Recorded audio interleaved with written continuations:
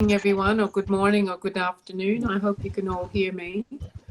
I would just like to say, first of all, thank you for inviting me to participate in this event. And I feel very humbled and honored to be invited to participate. And I find myself amongst some very esteemed company here. So I feel very honored indeed. As was mentioned earlier, I studied at Sydney University in Australia, and I was admitted to the Supreme Court of New South Wales in 1993. In 1998, I established my own practice, and it was largely in the areas of commercial litigation and family law and immigration law. So that meant for me that these practice areas meant that much of my working life was spent in a courtroom. Now, in 2001, my husband and I was a newlywed at the time. My husband and I were coming home from a weekend away in the Blue Mountains when we hit black ice early in the morning, and the car rolled. And on the second roll, the roof caved in, hit me on the back of the neck, and instantly severed my spinal cord. In that split second, my life was forever changed. I was left a quadriplegic. I am paralyzed completely from the chest down, and my hands and fingers are also completely paralyzed. I was airlifted to hospital and placed on life support and spent the better part of a year in hospital.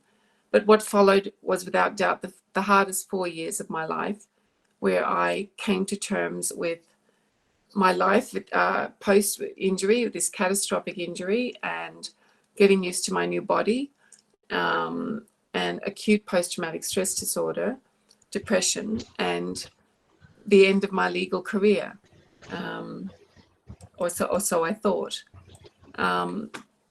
So then it's impossible for me to encapsulate what it was like to come to terms with this. It's taken me 2 decades. However, in 2006, I should say that my husband and I were blessed with a son post-injury, and we moved to sunny Queensland, which I believe at the moment is probably one of the safest places on the planet, for which I'm very grateful, given that 60% of my lungs are paralyzed. So here I am, roll forward 8 years from there, and I have now an 8-year-old son who has increasing independence, and I really start to miss my sense of professional identity. And I voiced this to my husband, and with his encouragement, I decided to apply to the Queensland Law Society to reinstate my practicing certificate. Now, having experienced a 14-year absence from the Law Society were not about to give me a practicing certificate and let me loose on an unsuspecting public. And it was quite right and proper that they require me to undertake a course of study, a practice management course, which would typically involve reading materials, studying the material, and sitting a written exam.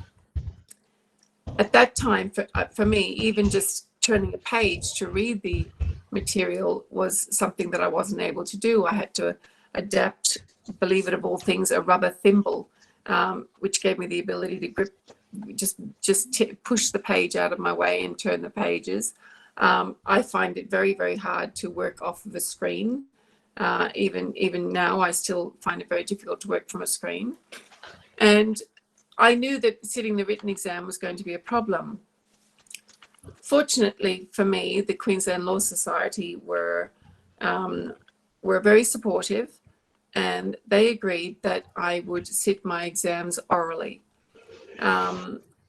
This was quite a challenge, as it also included a 5-hour oral trust account exam, which was rather horrendous, but I did very well at it, and obviously it was something that we needed to make sure I was going to return to practice and that I could handle this well. Now, not being able to sign a document for me was was quite devastating. I can vividly recall, whilst I was in hospital, there was an election in New South Wales, and the time came to vote, and we were all brought in to sign the ballots, and I had to give instructions to someone else to put an X where my signature was to go in order to vote. And that was one of those life-defining moments where I, you know, having signed so many legal papers in my career, that I felt I was reduced to this. I found it very flattening. It really was very hard for me to pick myself up. I felt worthless, and I was determined to write again. Now, I'm much stronger now, and with the help of a very strong right shoulder, I managed to balance a texter pen on paper and glide it across the page with my shoulder to sign. I can take a very small amount of notes, but certainly nothing substantial. So I finally had my practicing certificate, and now I was faced with the question of what am I going to do with it? So I looked around for a mentor, and I didn't know anyone else like me. So arrangements were made for me to meet with a female lawyer to discuss my options. Now, unfortunately, this colleague did not turn up to our planned meeting. I was left waiting. I waited for over an hour, and this woman was a no-show. I didn't receive an email, text message, anything like this. I called her office, and I was informed that she was busy. This was one of those defining moments for me where I experienced a crisis of confidence. I honestly thought about giving up. I'd worked so hard to get my practicing certificate. As part of the studies to obtain it, I had a major panic attack in the middle of a shopping center. It was extremely difficult for me to overcome and get this little piece of paper. And this woman did not consider me worthy enough to meet me and have this planned chat to discuss what my options might be. And I felt that I could shake off the feeling that this would never happen. This wouldn't have happened if I was an able-bodied person. And as I said, I didn't know anyone else like me. And I really felt deflated, and that formed the view that the only job that I was going to be capable of getting was that of a doorstop. I was quite devastated. I thought, nobody's going to want me because I've got nothing to offer. Now, it was at this time that my husband suggested, well, look, after I, dried up the tears and pulled myself together, it's like, why don't you consider establishing your own law firm like you did previously? Now, at this point, I think my deep sense of grief and disappointment in myself had turned to anger at this colleague not meeting with me to give me the time of day. And that anger fueled my determination to succeed. About this time, my husband told me about a new form of technology that would revolutionize the way in which property transfer was undertaken in most of Australia. Most states have mandated it now. This was the catalyst to my returning to work. I had a light bulb moment where I could see how it would be possible for me to run a legal practice from my mobile office, or what I call my mobile office, in my wheelchair.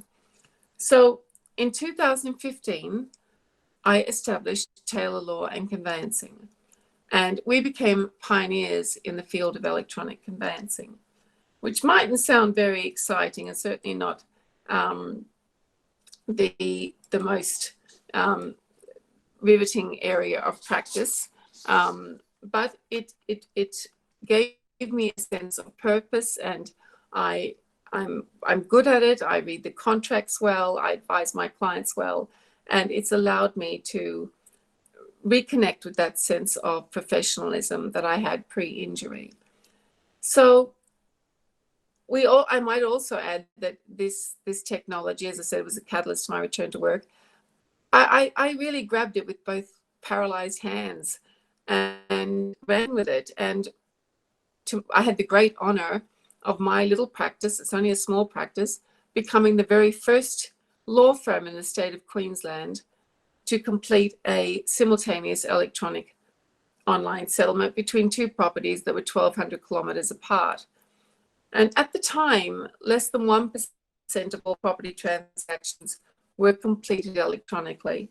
But now 90% of my matters that in my practice are completed electronically.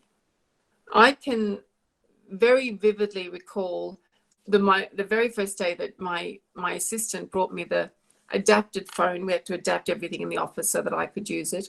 Brought me the adapted phone to take the first call from my first client inquiry. And I know from the way she's described it so many times that the color just literally drained from my face. I was paralyzed, but this time I was paralyzed with fear. But with the support of those around me, I accepted that first call and I've never looked back. And before I knew it, we were building a separate building on our 10-acre property to accommodate our small team. And my practice was in full swing, doing what I call wheelchair-friendly law, property transfers, wills, powers of attorney, and probate matters.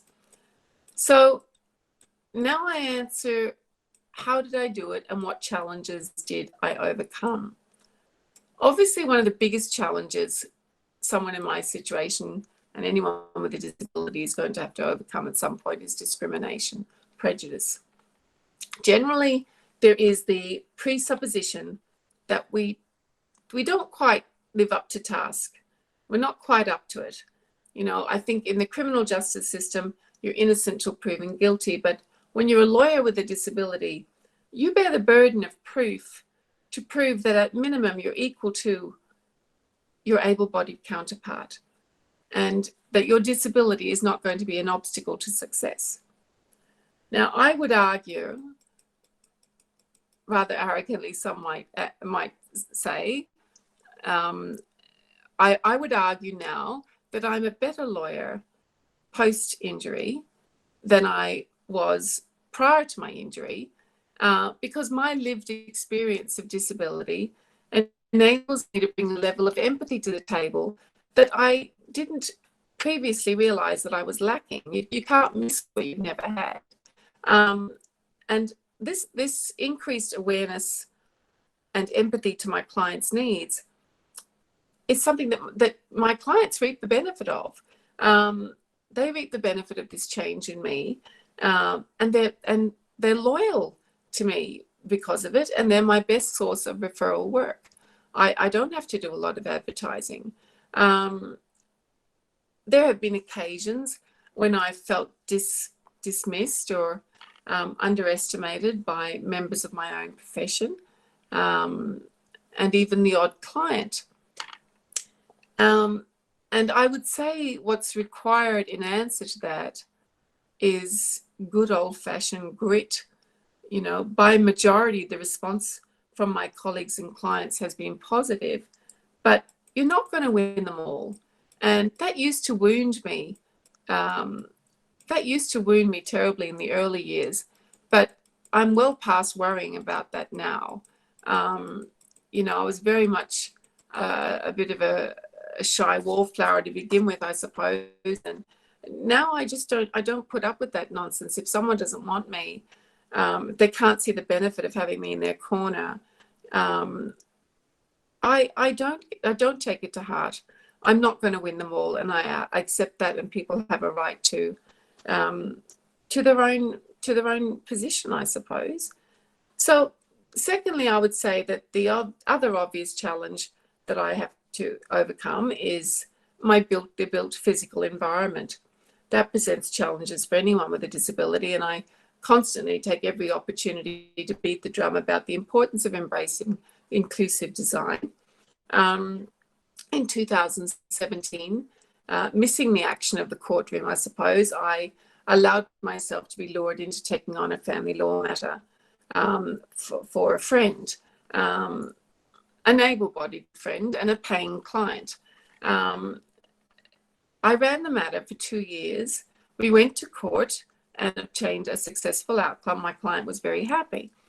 I have to say that I'm fortunate in Australia that the Federal Circuit Court catered for my needs in a wheelchair very well. However,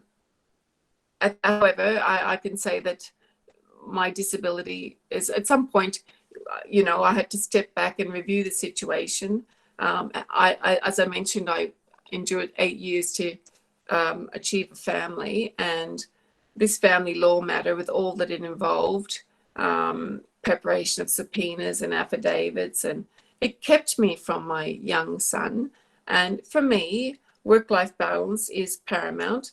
And so I accepted that I accepted that I can't be Wonder Woman, and something has to give.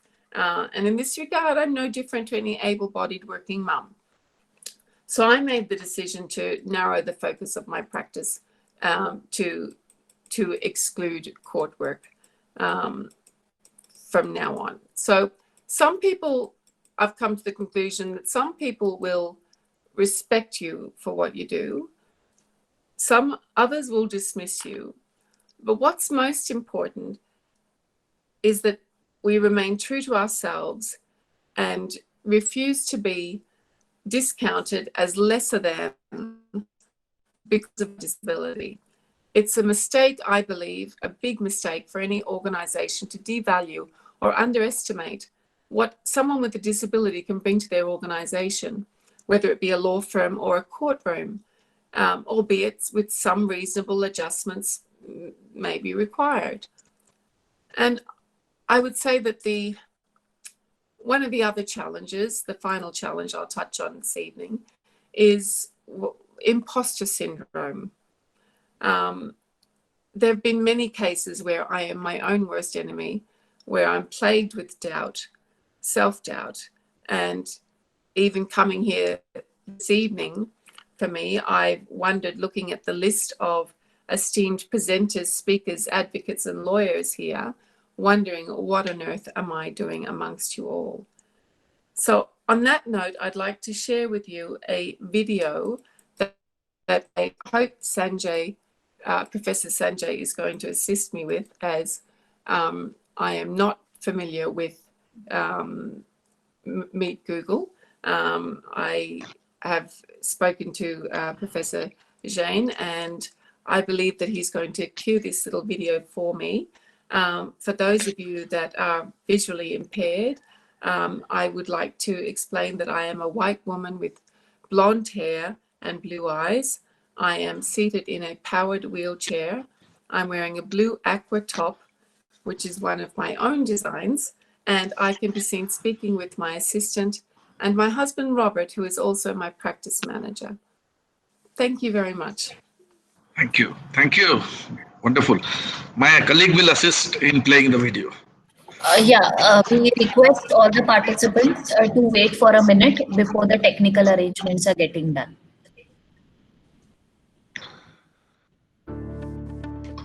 My name is Carol Taylor. I am a solicitor and property lawyer, and I'm the principal of Taylor Law and Conveyancing on the Gold Coast. I moved to Queensland because I had sustained a catastrophic spinal cord injury, which ended my practice, and I moved here in 2005. PEXA was the catalyst to my returning to work. So I grabbed it with both hands. And I knew it was going to be something amazing, and it was going to enable and give me so much freedom and give me my career back. My working life is very different now than what it was in Sydney. I have a very different practice style. My working life in Sydney was very corporate, it was very old school. The PEXA revolution has given me so much independence to run my practice the way I see fit now. So it's given me a lot of work-life balance, obviously a lot more relaxed in the way that we approach our work.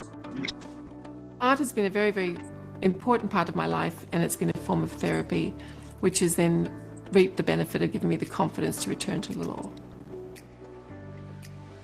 PEXA has just saved so much time, particularly with staff. They're not waiting on hold to book banks, to make sure that all the other parties involved can arrange a settlement at a convenient time to suit everybody. It's a huge drain on staff time. I use PEXA to benefit our clients. We can do a settlement and have cleared funds same day to our clients, in some cases within 20 minutes of settlement. That's unheard of. My advice to anyone considering the move to digital conveyancing is just do it. Don't think about it. The benefits are just ridiculously in your favour.